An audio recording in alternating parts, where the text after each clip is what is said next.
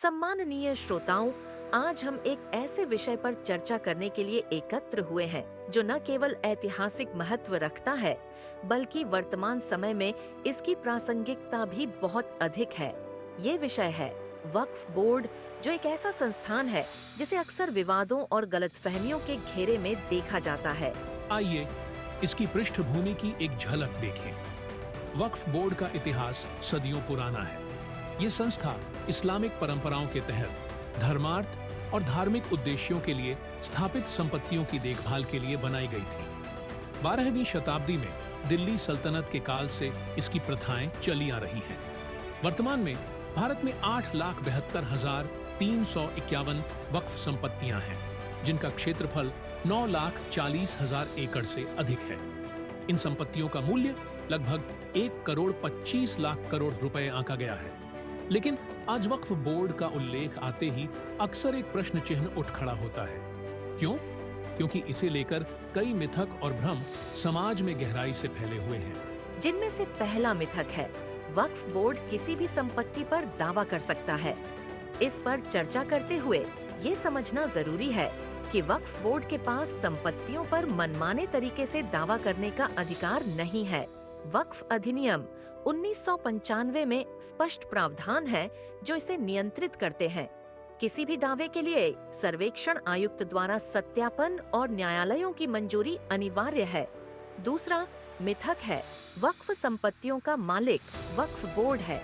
वास्तव में वक्फ संपत्तियां ट्रस्ट के रूप में स्थापित होती हैं। वक्फ बोर्ड केवल इन संपत्तियों का प्रशासक है, न कि मालिक।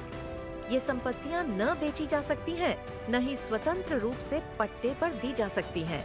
तीसरा मिथक, वक्फ बोर्ड राज्य के भीतर एक राज्य है। ये मिथक भी गलत है। वक्फ बोर्ड पर कई प्रकार की निगरानी होती है। वक्फ न्यायाधिकरण, राज्य सरकारें और उच्चतम न्यायालय तक इसके कार्यों की समीक्षा कर सकते हैं।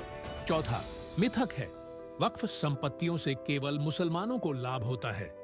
इस गलतफहमी को तोड़ने के लिए एक उदाहरण देना पर्याप्त होगा, जो है हमदर्द फार्मास्यूटिकल्स, जो एक वक्फ संस्था है।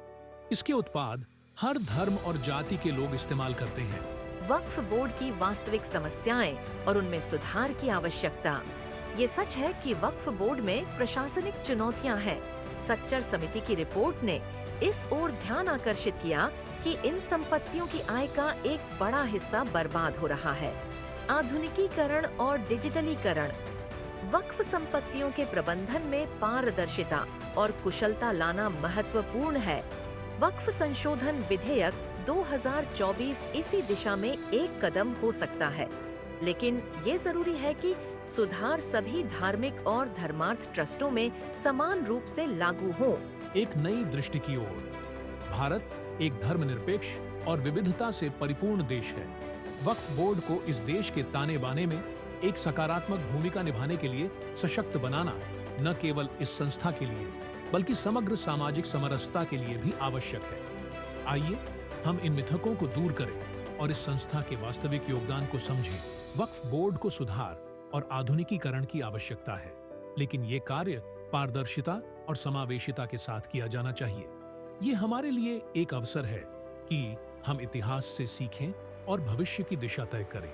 वक्फ बोर्ड को न केवल एक धार्मिक संस्था के रूप में बल्कि एक सामाजिक कल्याण के आधार के रूप में भी देखें। तो ये था एक्सपर्ट एक्स का एक और संस्करण। ऐसे अन्य विषयों के लिए हमसे आगे भी जुड़े रहिए। धन्यवाद।